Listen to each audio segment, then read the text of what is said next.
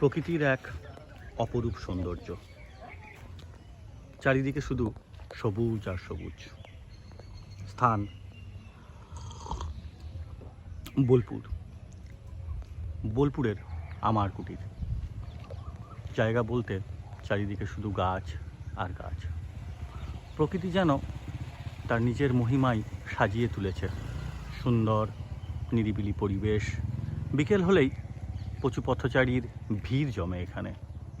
তারা নিজের ক্লান্তি দূর করতে আসে এখানে। সময়ের সাথে সাথে মানুষের বার্ধক্যজনিত কারণে গাছগুলোও নিজেকে বার্ধক্যে পরিণত করেছে।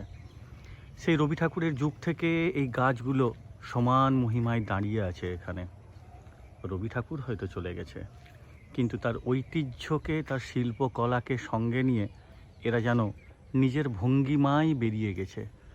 ভঙ্গিমার কবির কলম যেরকমভাবে বিকশিত হয় সেই রকমই এই গাছগুলো বিকশিত হয়েছে তার ডাল, শাখায়, প্রশাখায়। আপনারা চাইলে চলে আসতে পারেন এই বোলপুরের মোহর কুঠিরের কাছাকাছি আমার কুটির জায়গায়। ধন্যবাদ, ভালো থাকবেন।